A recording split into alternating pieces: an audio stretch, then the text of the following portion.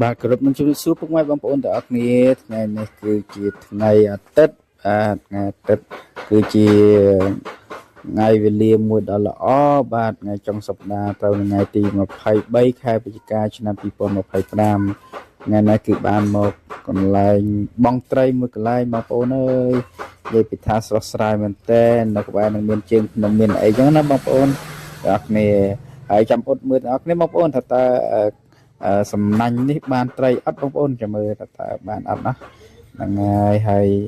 ទំនេរបងប្អូនអាចដែលលេងចុងសប្តាហ៍បងត្រីស្ទូចត្រីទាំងអស់គ្នាបងប្អូនជាលក្ខណៈកំសាន្តទាំងអស់គ្នាបាទចំពោះខ្ញុំចូលចិត្តណាឲ្យទៅទំនេរបាទហ្នឹងហើយទៅមើលគេបងហើយបាទទៅមើលគេបងត្រីស្ទូចត្រីហើយបងប្អូនហ្នឹងហើយធ្វើឲ្យយើង relax មែនតែនមានអារម្មណ៍ថាស្រស់ស្រាយនោះចូលមួយបងប្អូនចូលមួយហើយចាំអ៊ុតមើលដល់គ្នាបងប្អូនចាំមើលតាមដានមើលដល់ចប់ណាបងប្អូនថាតើបានអត់នេះឃើញជាប់មួយបងប្អូនដឹងថាបានអត់ទេវ៉ាវឃើញច្រើនណាស់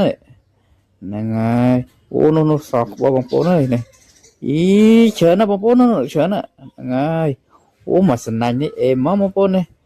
អូច្រើនមែនតើនេះបងប្អូនអូបានមកស្លោហើយបងប្អូននេះអេម៉ានេះបានទាំងតុបានទាំងត្រីគាត់ថាត្រីល្អិតហ្នឹងហើយនេះបានមកអំពងបងប្អូនអើយនិយាយរួមដាក់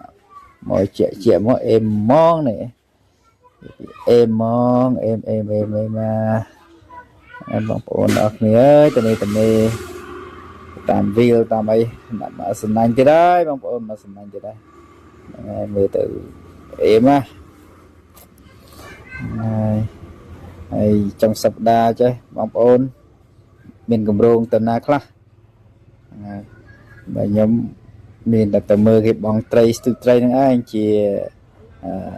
ចំណងចំណុចចិត្តខ្លាំងមែនតើហ្នឹងហើយ